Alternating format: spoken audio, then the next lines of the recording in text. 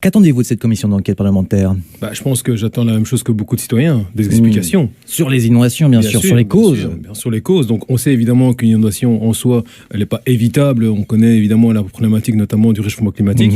Mais par contre, la question est, quels sont les mécanismes qui ont fait que cette inondation était plus grave que ce qu'elle aurait pu être? D'accord.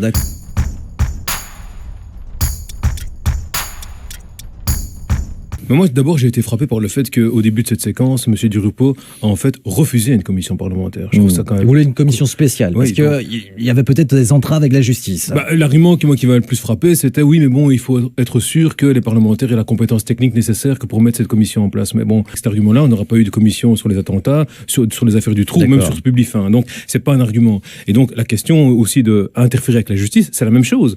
Si on prend cet argument-là, donc toutes les affaires dont je viens de parler, que ce soit attentat, que ce soit du trou, que ce soit Publifin, ont donné lieu notamment à des actes judiciaires ou des instructions. Donc si quand il y a instruction judiciaire, on ne peut pas faire de commission parlementaire, évidemment à ce moment-là on ne fait plus jamais de commission parlementaire. Quels sont les principaux éléments d'enquête justement sur les inondations en Wallonie? Il faut encore évidemment définir le périmètre de cette commission, c'est important. Nous par exemple, on veut savoir ce qui s'est passé au niveau des barrages.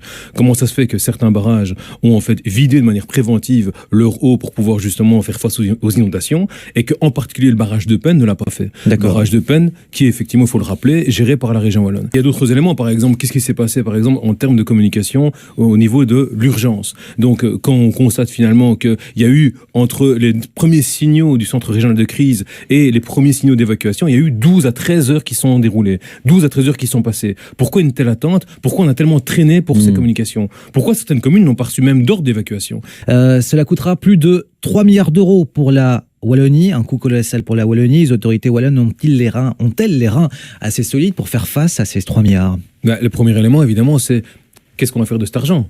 Qu'est-ce qu'on va payer en fait? Et donc là, la question pour nous des assurances, c'est une question qui est très... Il y a eu un accord tout de même avec les compagnies d'assurance. Donc il y a eu un accord, mais un accord très favorable au monde financier des assurances.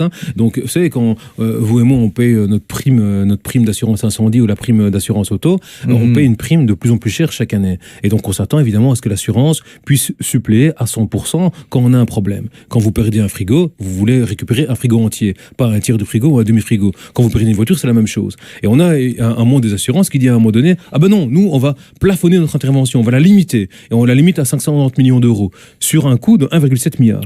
Les assurances, c'est le chiffre d'Assuralia, au cours de ces 8 dernières années, ont fait 15 milliards d'euros de bénéfices. 15 milliards d'euros de bénéfices, c'est ça qu'on parle. Donc si on compare l'un et l'autre, donc 1/10 de cette somme-là permettrait de payer les conséquences des inondations. Et qu'est-ce qu'on est en train maintenant de voir? C'est qu'avec un deal secret mis en place par M. Durupo, ce qui est quand même assez scandaleux, mais ce deal, c'est quoi? C'est de dire, les assurances se limitent à 590 millions d'euros, et ce sont les finances publiques qui vont payer 1,2 milliard d'euros. Donc ça veut dire que nous, comme citoyens, vous et moi comme citoyens, on a payé notre prime, et on va aussi payer 1,2 milliard d'euros. On se fout de qui à un moment donné?